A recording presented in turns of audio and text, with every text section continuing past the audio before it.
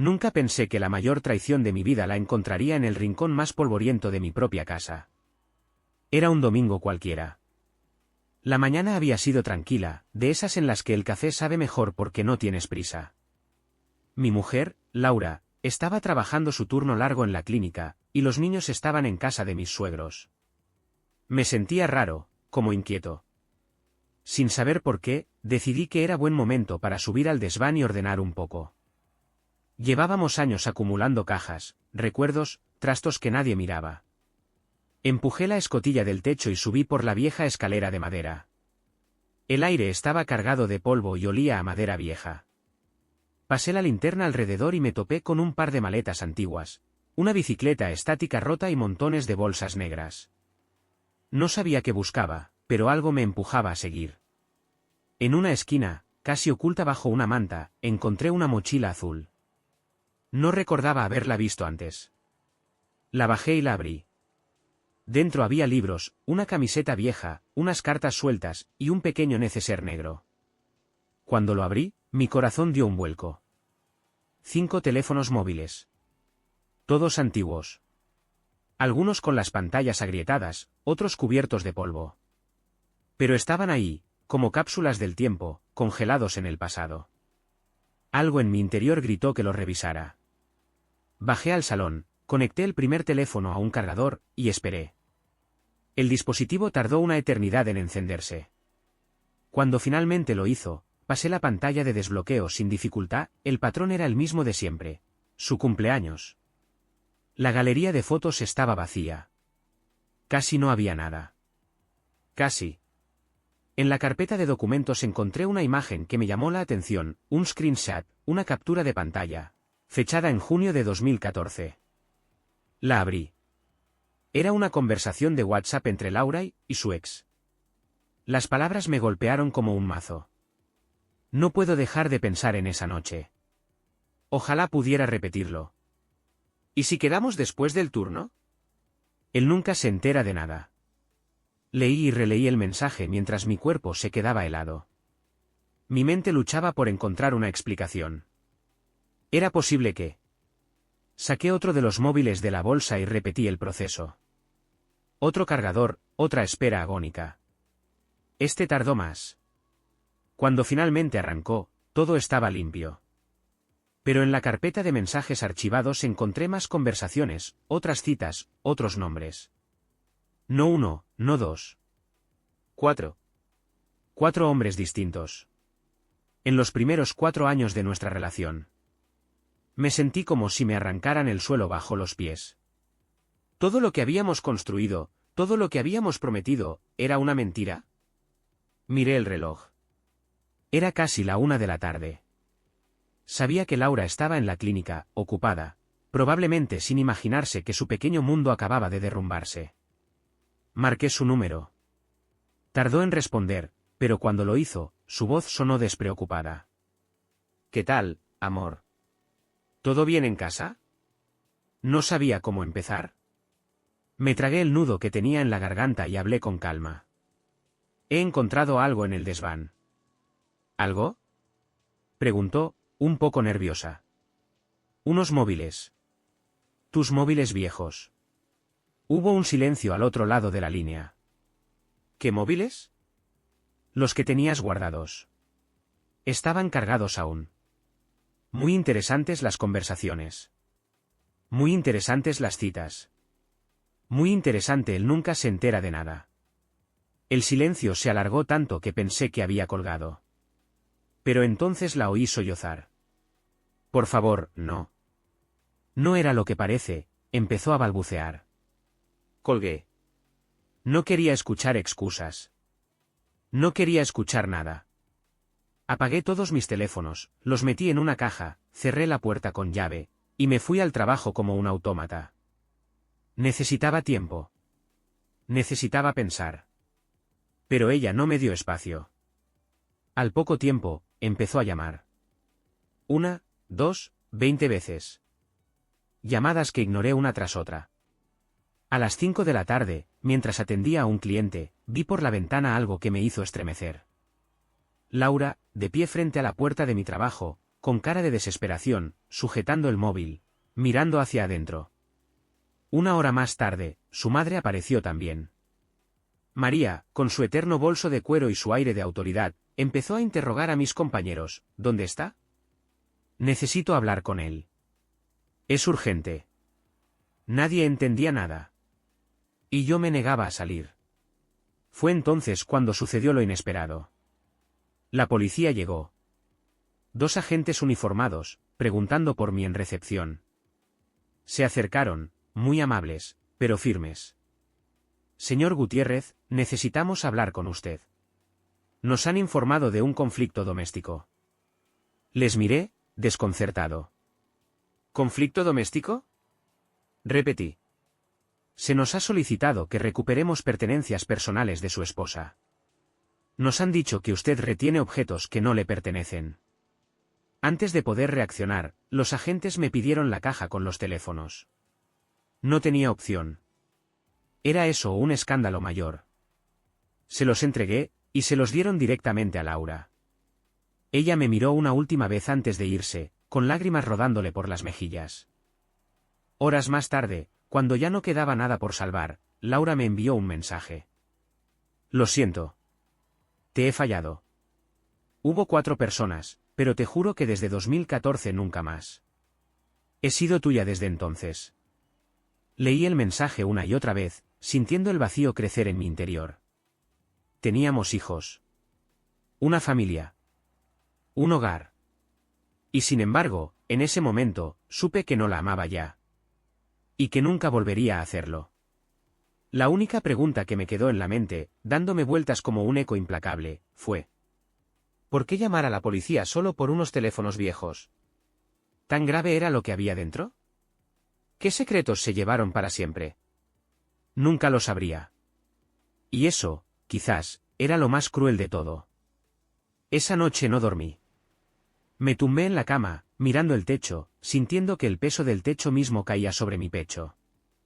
El silencio de la casa, que solía ser reconfortante, ahora me pareció abrumador. Cada rincón, cada sombra, parecía susurrarme que había vivido en una mentira durante años. Laura y los niños se habían quedado en casa de su madre. No tuve que ver su cara ni fingir normalidad. Agradecí el respiro, aunque la soledad era un cuchillo de doble filo. El mensaje que me había enviado, esa absurda confesión de solo 4 hombres en los primeros 4 años, seguía brillando en la pantalla de mi móvil como una burla cruel. ¿Pretendía que eso me calmara? ¿Que lo minimizara? ¿4 traiciones antes de siquiera casarnos? Me levanté y caminé por la casa como un fantasma. Terminé en el desván otra vez, como si la respuesta a todo estuviera escondida entre las vigas y las telarañas. Pero ya no había más teléfonos, más mochilas mágicas llenas de verdades a medias. Todo lo importante se había ido, confiscado por la policía y devuelto a sus manos temblorosas. Aún así, algo no cuadraba. No era solo la infidelidad. No era solo la vergüenza. Era el pánico. La forma en la que reaccionó. Su madre. La policía. ¿Qué podía contener uno de esos teléfonos que la aterrara tanto? Un simple desliz no explicaba esa desesperación. Y cuanto más pensaba en ello, más convencido estaba de que había algo peor. Algo que aún no había salido a la luz. A la mañana siguiente, decidí hacer lo único que me quedaba, buscar respuestas por mi cuenta. Revisé el desván otra vez, esta vez más a fondo. Tiré cajas, abrí carpetas, revisé álbumes de fotos antiguos. Buscaba cualquier pista, cualquier cosa fuera de lugar. Fue entonces cuando encontré una caja pequeña de madera, escondida bajo una manta vieja. La reconocí enseguida. Era la caja donde Laura guardaba recuerdos de su juventud, cartas de amigas, fotos de viajes, entradas de conciertos. La abrí. Todo parecía inocente, hasta que, en el fondo, encontré un sobre amarillento, pegado al forro de la caja. Lo saqué. Dentro había varias fotos impresas en papel antiguo, de mala calidad. Fotos que parecían sacadas con un móvil de los primeros modelos. En ellas, Laura aparecía abrazando a un hombre que no era ninguno de los que yo conocía. Las imágenes parecían tomadas a escondidas, en un coche, en una cafetería, en un parque. En el reverso de una de las fotos, un mensaje escrito con bolígrafo rojo. Nunca sabrás todo lo que ocultamos. Mi sangre se heló. ¿Qué significaba eso? ¿Quién era ese hombre? ¿Qué era lo que estaba tan desesperada por ocultarme? Durante el desayuno, me llegó un mensaje de Laura. ¿Podemos hablar esta tarde? Estoy muy arrepentida. Por favor, por el bien de los niños. El tono me molestó. El por el bien de los niños era un chantaje emocional barato, pero no podía ignorarlo. No podía simplemente hacer como que nada había pasado. Acordamos vernos en un café discreto, lejos de casa, lejos de miradas conocidas. Cuando llegué, ella ya estaba allí, sentada en una esquina, nerviosa, removiendo su café con una cucharilla como si su vida dependiera de ello. Me acerqué, me senté frente a ella y no dije una palabra. Gracias por venir, susurró, con la voz rota. Asentí, sin ganas. Quiero explicarlo todo, continuó, evitando mi mirada. Sé que no tengo derecho a pedirte nada, pero mereces saberlo.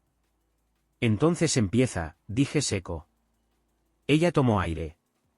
Cuando empezamos a salir, yo aún estaba muy confundida. No sabía si iba en serio. Seguía hablando con mi ex, salía con amigos, cometí errores. La miré, sin pestañear. No me impresionaban sus palabras. Ya sabía eso. Lo que encontraste en el móvil es cierto. Pero fue antes de que te pidiera compromiso formal. ¿Y lo que ocurrió después? Pregunté. Laura tragó saliva. Después, no hubo más. Mentira. Lo supe en el instante en que lo dijo. No lo decía como una verdad. Lo decía como alguien que intenta convencerse a sí misma de su mentira. Decidí ir un paso más allá. Saqué una de las fotos de mi bolsillo y la deslicé por la mesa hacia ella. Su rostro se descompuso en una fracción de segundo. La cucharilla cayó de su mano y tintineó contra el platillo. ¿Quién es él? Pregunté en voz baja. Laura se tapó la boca con la mano, las lágrimas brotándole de los ojos. Por favor, susurró. No preguntes. ¿No pregunté? Exploté, incapaz de seguir manteniendo la calma. Me debes la verdad. Es peor de lo que piensas, dijo, sollozando. Mucho peor. Sentí que algo muy oscuro se cernía sobre mí, algo que había estado demasiado ciego para ver. Laura miró alrededor, asegurándose de que nadie nos escuchaba, y entonces, casi en un susurro, dijo.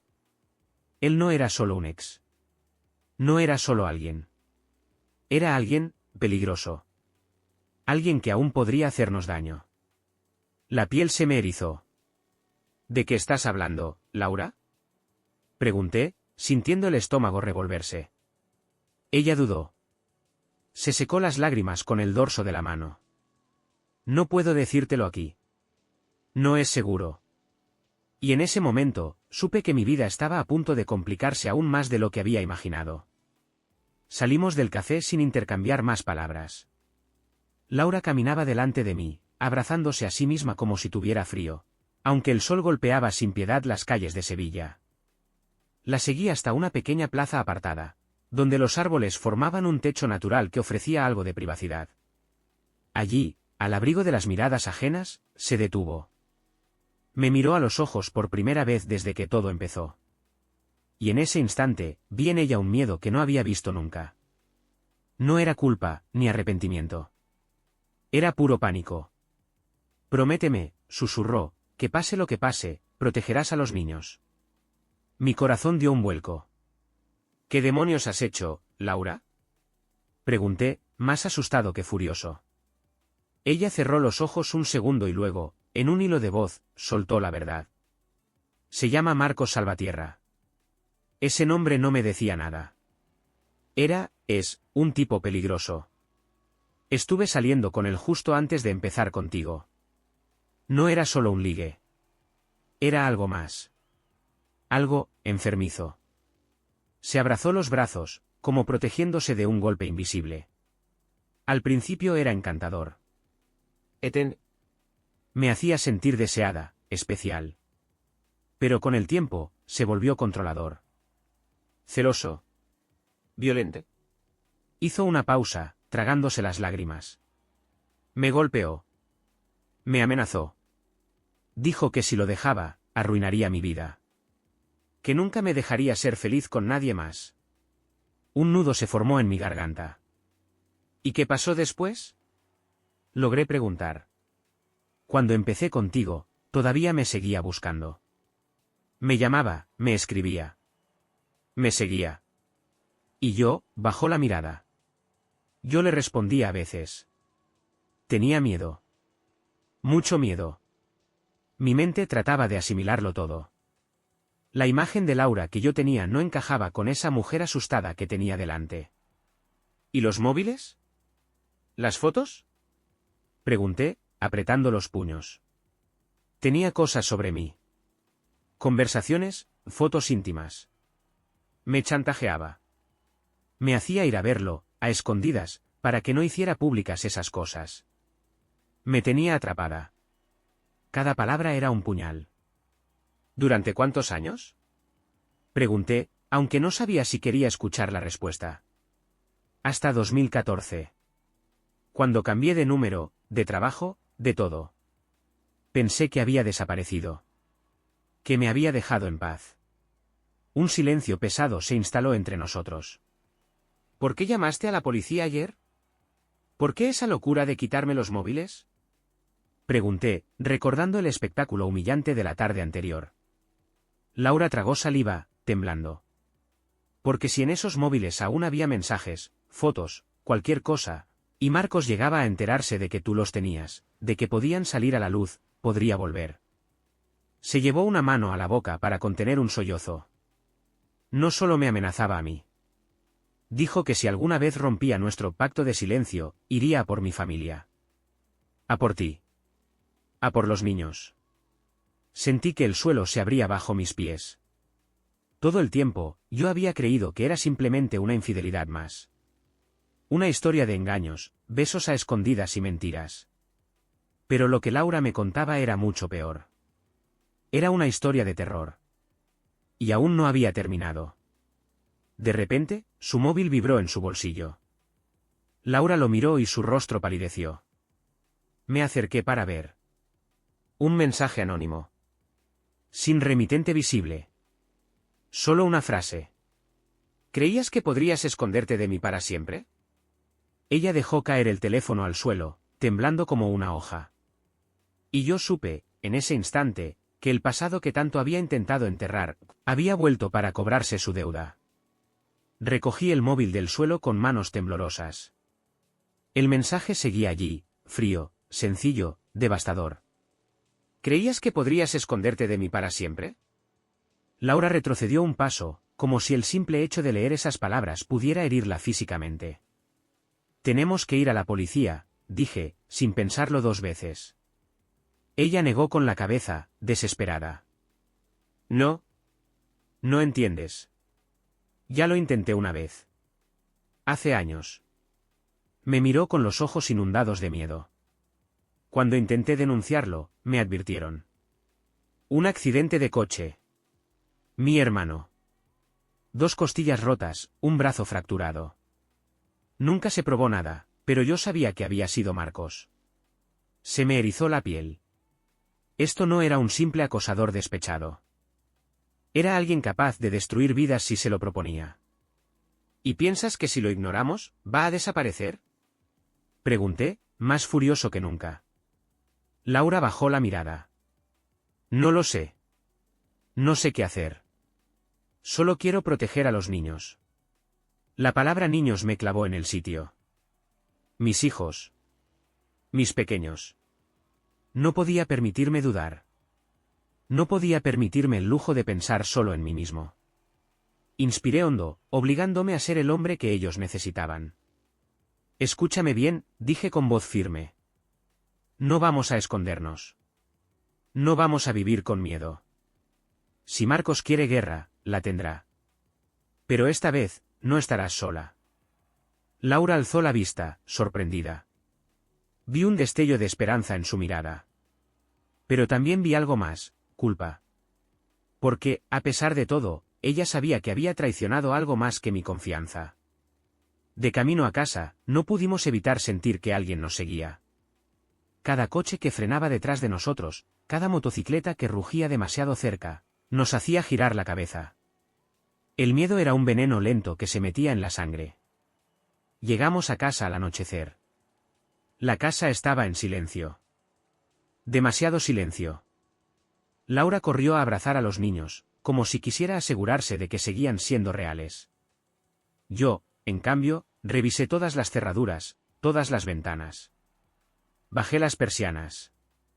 Apreté los puños, deseando tener algo más que mis propias manos para protegerlos. Mientras cenábamos, tratamos de actuar normal. Hablábamos de la escuela, de los dibujos animados, de cualquier cosa que no fuera la amenaza invisible que se cernía sobre nosotros. Pero cuando acostamos a los niños y bajamos al salón, la fachada se rompió. Laura se dejó caer en el sofá, agotada, mientras yo encendía el ordenador portátil. ¿Qué haces?, preguntó. Buscando a Marcos Salvatierra. Respondí, mientras tecleaba su nombre. Si iba a proteger a mi familia, tenía que saber contra qué demonios estaba luchando. Los resultados no tardaron en aparecer. Artículos viejos de periódicos locales. Noticias sobre peleas en bares. Un par de denuncias por agresión que nunca prosperaron. Fotografías en baja calidad, un hombre alto, con barba descuidada, ojos oscuros como pozos vacíos. Pero lo que me dejó helado fue un artículo de hace apenas 6 meses. Empresario vinculado a red de chantajes y extorsión queda libre por falta de pruebas. Marcos. No era solo un acosador despechado. Era parte de algo mucho más grande. Un hombre que sabía cómo destruir vidas. Cómo hacer que las personas desaparecieran sin dejar rastro. Y ahora, estaba mirando hacia nosotros. Cerré el portátil de golpe, sintiendo una ola de rabia e impotencia. Laura me miraba, encogida en el sofá. ¿Ahora entiendes por qué tenía tanto miedo?, susurró. Asentí en silencio. Pero no vamos a huir, dije. No esta vez. Ella asintió débilmente. Pero, mientras hablábamos, el timbre de la casa sonó. 1 vez. 2 veces. 3. Cada sonido era como un latigazo en la oscuridad. Nos miramos, paralizados. Nadie debía venir a estas horas. Nadie sabía que estábamos aquí. Me levanté lentamente, sintiendo la adrenalina recorrer mis venas. Miré por la mirilla. No había nadie. Solo una sombra oscura alejándose calle abajo. Cuando abrí la puerta, un sobre marrón reposaba en el felpudo. Lo recogí, temblando. Dentro, una sola fotografía. La imagen de Laura. Y de nuestros hijos. Tomada a escondidas, en la salida del colegio. En el reverso, otra nota, escrita con tinta negra. Siempre he sabido dónde estás. Sostuve la foto entre mis dedos, sintiendo cómo la rabia me quemaba por dentro. Mis hijos. Mis pequeños. Fotografiados como si fueran presas. Laura se acercó detrás de mí, vio la foto y se tapó la boca para ahogar un grito. Tenemos que irnos, dijo, con la voz quebrada. No estamos seguros aquí. La miré. Y por primera vez en mucho tiempo, sentí algo más fuerte que el dolor o el miedo, determinación. No, respondí. No vamos a huir. Eso es lo que él quiere. Respiré hondo, intentando controlar las 1000 emociones que me golpeaban al mismo tiempo. Voy a proteger a esta familia. Cueste lo que cueste. Laura no discutió. Tal vez porque entendía que yo ya no era el hombre que encontró los móviles en el desván. Ahora era alguien dispuesto a pelear. Esa misma noche, hice llamadas. Empecé por Sergio, mi mejor amigo desde la universidad. Sergio era abogado penalista, un tipo práctico, curtido, acostumbrado a lidiar con problemas reales. Si alguien podía ayudarme a moverme rápido sin cometer errores, era él. ¿Qué pasa, Carlos?, preguntó al segundo tono. ¿Estás bien? Suenas fatal. No sabía por dónde empezar. Sergio, necesito ayuda. Es sobre Laura. Y sobre alguien de su pasado. Le conté todo, o casi todo. Omití algunos detalles que me costaban decir en voz alta, como las múltiples infidelidades, pero le expliqué la amenaza de Marcos. Hubo un silencio al otro lado de la línea. ¿Tienes pruebas?, preguntó con frialdad. Una fotografía. Mensajes amenazantes. ¿Y su historial criminal? Perfecto, respondió. Déjame mover algunos hilos. Mientras tanto, mantente alerta. No dejes a los niños solos ni un segundo. Gracias, Sergio. De verdad. Colgué sintiéndome un poco menos solo en esa tormenta. Al día siguiente, la tensión era palpable en el ambiente. Llevamos a los niños al colegio como si todo fuera normal, pero mis ojos no dejaban de escanear cada coche, cada rostro. Laura apenas hablaba. No sé si por culpa o por miedo. Tal vez ambas cosas. Volví a casa con ella, decidido a preparar un plan. No podía vivir reaccionando. Teníamos que adelantarnos. Pero cuando abrí la puerta, supe que algo no iba bien. El pestillo estaba forzado. La cerradura, rayada. Nos miramos en silencio. Alguien había entrado. Corrí a revisar cada habitación. Los niños no estaban, gracias a Dios. Pero todo estaba revuelto. La casa parecía igual que antes, pero al mirar con atención, vi pequeños detalles, cajones abiertos, papeles movidos, puertas entreabiertas que siempre dejábamos cerradas. Nada parecía robado. Solo, revisado. Laura temblaba, pegada a la pared. No buscaba cosas de valor, susurré. Buscaba algo más. Y entonces lo entendí. Buscaba los móviles. Quería asegurarse de que no quedara nada que pudiera usar en su contra.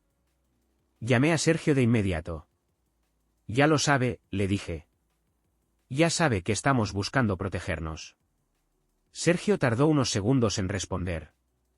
Cuando lo hizo, su voz sonaba más tensa que nunca. Carlos, escucha. Necesitas saber algo. Algo que acabo de descubrir. Sentí que el estómago se me encogía. ¿Qué? Ese tal Marcos Salvatierra no actúa solo. Tiene contactos. Amigos. Y no solo delincuentes. Personas que trabajan en el sistema. Tragué saliva. ¿Qué quieres decir? Quiero decir que puede tener aliados en la policía, en juzgados, incluso en bufetes. Gente que le debe favores o que prefiere no meterse en líos. El mundo pareció tambalearse bajo mis pies. ¿A quién podíamos acudir entonces? ¿En quién podíamos confiar? Y hay algo más, añadió Sergio, dudando un segundo. Carlos, ¿has pensado en que tal vez alguien cercano a ti pueda estar ayudándolo? Me quedé mudo. ¿Qué estás insinuando?, pregunté, sintiendo que la sangre me hervía. Solo digo que tengas los ojos abiertos. No sería la primera vez que un acosador usa a alguien del entorno para tener información. Mi mente voló automáticamente a Laura. A su madre. A sus amigas. ¿Quién? ¿Quién podía estar traicionándonos? Esa tarde, mientras Laura se duchaba, recibí un mensaje anónimo en mi propio móvil. Sabes demasiado. Deja de escarbar o pagarás las consecuencias. No había firma. No había nada más. Pero lo que me hizo sudar frío fue el detalle final. El mensaje incluía una foto reciente. Una tomada desde algún sitio alto, a través de una ventana. Era mi casa.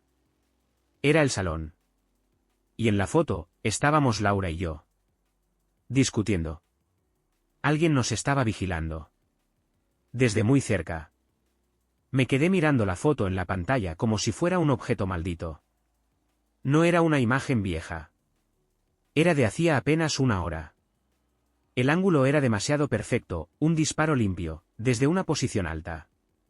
Desde algún sitio donde alguien podía vernos sin ser visto. Me acerqué a la ventana del salón con el corazón martillándome el pecho. Justo enfrente, al otro lado de la calle, había un edificio de oficinas vacío, abandonado desde hacía meses. Perfecto para ocultarse. Perfecto para espiarnos. Laura bajó del baño, envuelta en su bata, secándose el pelo. Cuando vio mi cara, Se quedó paralizada.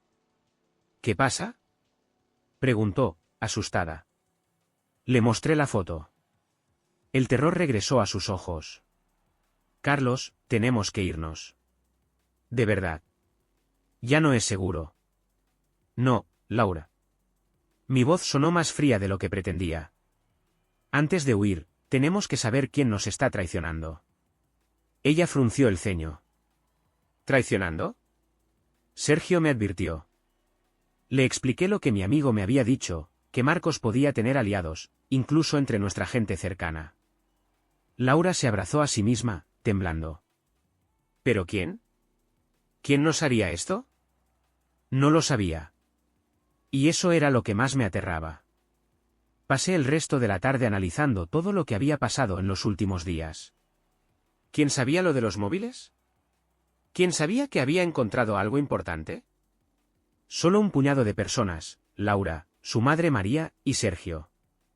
No quería ni pensar en que Sergio pudiera estar involucrado. Era mi mejor amigo.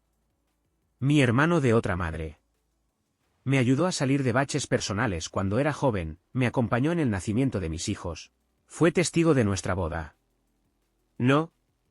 No podía ser él. ¿O sí? El pensamiento me carcomía. Decidí ponerlo a prueba. Esa noche, le escribí a Sergio. Tengo copias de los móviles. Grabaciones. Todo guardado en un lugar seguro. Fue una mentira. Los teléfonos estaban en manos de Laura, perdidos para siempre. Esperé. Pasaron 5 minutos. 10. 15. Sin respuesta. Nada. Normalmente Sergio respondía al instante. Pero esta vez, nada. Apreté el móvil entre mis manos, sintiendo que algo se quebraba dentro de mí. ¿Y si era él? ¿Y si, durante todo este tiempo, el enemigo había estado sentado a mi mesa, bebiendo de mi copa, abrazando a mis hijos? El pensamiento me dejó helado. La confirmación llegó más rápido de lo que esperaba. A las 11 de la noche, Laura me llamó al salón, pálida como un fantasma. Mira esto, susurró, mostrándome su propio móvil. Otro mensaje anónimo. No puedes protegerlo. Mejor cállate. O terminarás igual que él. Debajo del texto, una imagen adjunta. Una foto tomada hace apenas una hora. Mostraba a Sergio. Sergio, entrando al edificio abandonado frente a nuestra casa. Sergio era el topo. Me desplomé en el sofá, sintiendo que el mundo entero se rompía en 1000 pedazos. Mi mejor amigo. Mi confidente. El hombre en quien había confiado toda mi vida. No solo nos había traicionado. Nos estaba vendiendo al mismísimo hombre que amenazaba a mi familia. Laura me tocó el hombro, pero yo apenas sentí su mano. ¿Qué vamos a hacer?, preguntó con un hilo de voz. No respondí de inmediato. Tenía que pensar. Tenía que actuar. Y esta vez, no podía permitirme fallar. Lo miré todo con una claridad repentina, brutal. Si Sergio nos había vendido una vez, lo haría otra vez. Y la próxima vez, no sería solo una foto en una ventana. Sería algo peor. Esa noche, mientras la ciudad dormía, Laura y yo preparamos nuestro plan de escape. Porque entendí, con dolor, que esta guerra ya no podía ganarse con palabras. Si queríamos sobrevivir, si queríamos proteger a nuestros hijos, teníamos que desaparecer. El plan era sencillo en el papel. Empacar solo lo esencial. Dejar los móviles atrás. No avisar a nadie. Desaparecer antes de que Sergio o Marcos se dieran cuenta. La ejecución, en cambio, fue un infierno. Esperamos a que los niños estuvieran dormidos. No les dijimos nada. No queríamos asustarlos. Solo les prometimos que sería una aventura, que iríamos a un sitio especial por unos días. Laura preparó una pequeña mochila para cada uno, mientras yo metía algo de dinero en efectivo en mi chaqueta. Miraba el reloj constantemente. Cada segundo que pasaba, cada sombra que cruzaba la ventana, sentía que el lazo se apretaba un poco más alrededor de nuestro cuello. A la 1 de la madrugada, salimos. No usamos nuestro coche. Lo sabían de memoria. Lo habrían rastreado en segundos. En su lugar, cruzamos el patio trasero y caminamos 2 calles hasta el viejo Seat Ibiza de mi cuñado, que nos había prestado hace semanas para repararlo y que nunca movimos de allí. Irónico que esa chatarra oxidada fuera ahora nuestra salvación. Nos subimos rápido, y yo arranqué con el corazón martilleándome en las costillas. Conducimos sin rumbo fijo, evitando las carreteras principales. Las calles estaban vacías, salvo por algún borracho tambaleándose y taxis que brillaban bajo los faroles. Laura no dejaba de mirar por el retrovisor. Los niños dormían en los asientos traseros, ajenos al caos que había devorado sus vidas. ¿A dónde vamos?, preguntó Laura en un susurro. Primero, lejos de Sevilla. Después, ya veremos. No había plan a largo plazo.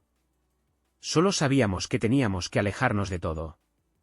Al amanecer, paramos en una estación de servicio perdida en mitad de la nada. Mientras Laura acompañaba a los niños al baño, yo fui a buscar un café. Necesitaba pensar. Fue ahí donde lo vi.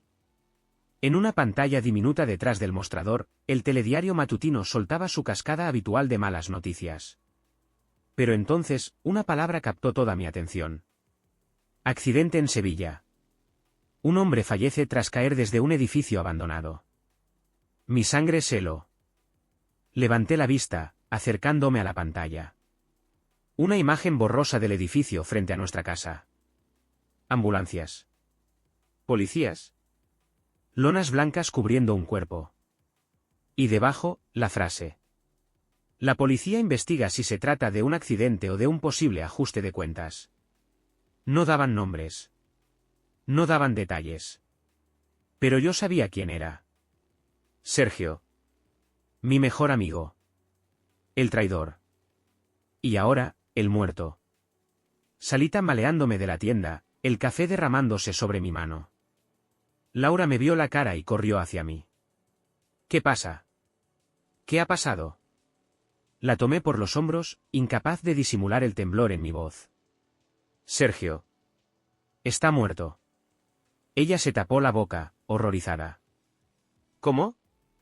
¿Qué? Negué con la cabeza. No lo sé. No dicen nada. Solo, ha caído del edificio donde nos espiaba. Por un momento, el silencio entre nosotros fue absoluto. Hasta que Laura, muy despacio, preguntó. ¿Tú crees que? Marcos. La miré. Y por primera vez desde que todo empezó, sentí que el peligro era aún más grande de lo que pensaba. Marcos estaba limpiando sus huellas. Y nosotros éramos los siguientes. No podíamos seguir conduciendo sin rumbo. No podíamos simplemente esperar a que él nos encontrara. Necesitábamos ayuda. Alguien fuera de su alcance. Y en ese momento, pensé en alguien que nunca habría imaginado buscar, mi hermano Javier. No hablábamos desde hacía 3 años, tras una pelea estúpida por dinero y orgullo. Pero Javier vivía en un pequeño pueblo de Granada, aislado, lejos del ruido y las redes sociales. Un lugar perfecto para escondernos. Sin decirle nada más a Laura, cambié de dirección y tomé la carretera hacia el sur. Mientras conducía, sentí como el miedo cedía paso a algo más. Rabia. Porque entendí que ya no bastaba con esconderse. Tenía que encontrar la forma de acabar con Marcos antes de que él acabara con nosotros. Llegamos al pequeño pueblo de Granada al anochecer. El sol se ocultaba tras las montañas, tiñendo el cielo de un rojo oscuro que parecía presagiar lo que venía. Mi hermano Javier vivía en una casa modesta al borde del pueblo, rodeada de olivos y silencio. Cuando nos abrió la puerta, su mirada fue una mezcla de sorpresa y rencor. Pero cuando vio a los niños dormidos en el coche, su expresión cambió. Sin preguntar nada, nos dejó pasar. Cenamos en silencio, con los niños tumbados en un colchón improvisado. Javier y yo apenas nos mirábamos. Había demasiados años de orgullo herido entre nosotros. Fue Laura quien rompió el hielo. Gracias por acogernos, dijo, con la voz baja. Javier asintió sin decir palabra. Esa noche, mientras Laura y los niños dormían, Javier y yo nos sentamos en la terraza, bajo un cielo salpicado de estrellas. Le conté todo. De Sergio. De Marcos. De las amenazas. Javier escuchó en silencio. Y cuando terminé, soltó un suspiro largo. No puedes vivir huyendo, Carlos, dijo, mirándome fijo. Tarde o temprano, te encontrará. Asentí. Lo sabía. ¿Qué me aconsejas? Javier bebió un trago de cerveza, pensativo. Golpéalo donde más le duela. No con fuerza. Con inteligencia. Sus palabras se me quedaron grabadas. A la mañana siguiente, el plan estaba claro. Con la ayuda de un viejo contacto de Javier, conseguimos un ordenador seguro y acceso a redes que Marcos no podía rastrear fácilmente. Laura me dio algo que había guardado todos esos años, una memoria USB. Nunca me atreví a destruirla, dijo, tendiéndomela. Siempre tuve miedo de que si lo hacía, Marcos lo supiera. La abrí. Dentro había cientos de archivos. Fotos, conversaciones, vídeos. Todo lo que Marcos había usado para chantajearla. Material suficiente para hundirlo. Pero había algo más. Un archivo de audio. Cuando lo abrí, la voz de Marcos llenó la habitación. Si no haces lo que te pido, voy a por él. Y después, a por tus hijos. Era la prueba que necesitábamos. La confesión grabada de sus amenazas. Mi corazón latía con fuerza. Con eso, podíamos destruirlo. Javier contactó con un abogado de confianza. Una semana más tarde, presentamos todo el material ante un juez en Granada, lejos del alcance de los contactos de Marcos. La operación fue rápida. Marcos fue detenido. Esta vez, no hubo manos que lo salvaran. No hubo policías corruptos. No hubo milagros. Laura y yo vimos la noticia en el telediario local. Detenido empresario sevillano vinculado a red de chantajes y amenazas. Su rostro apareció esposado, cubierto de rabia impotente. Habíamos ganado. Habíamos sobrevivido. Pero la guerra había dejado cicatrices. Un mes después, mientras los niños jugaban en el jardín y la vida comenzaba, poco a poco, a parecerse algo normal, Laura se sentó a mi lado en el porche. Carlos, dijo, en voz baja. Tengo que decirte algo más. La miré, cansado de secretos. ¿Qué ahora? Ella bajó la mirada, avergonzada. Uno de los hijos puede no ser tuyo. El mundo volvió a detenerse. Laura sollozaba, intentando explicarlo, pero las palabras ya no importaban. El daño estaba hecho. No grité. No lloré. No discutí. Solo me levanté, miré a mis hijos jugar bajo el sol, y supe que, fueran o no de mi sangre, siempre serían míos. Porque el amor verdadero no depende de la sangre. Depende de la decisión de quedarse. De luchar. Y de no rendirse. Así que decidí perdonar. No por Laura. Sino por ellos. Por mí. Por todo lo que merecía construir de nuevo. Gracias por escuchar esta historia. Si te ha gustado, no olvides darle al me gusta, suscribirte para más relatos intensos como este, y compartir en los comentarios qué te pareció la historia. ¿Te esperabas este final? ¿Qué habrías hecho tú en el lugar de Carlos? Me encantaría leer vuestras opiniones. Hasta la próxima historia, y recuerda, a veces, la verdad que más duele es la que más nos libera.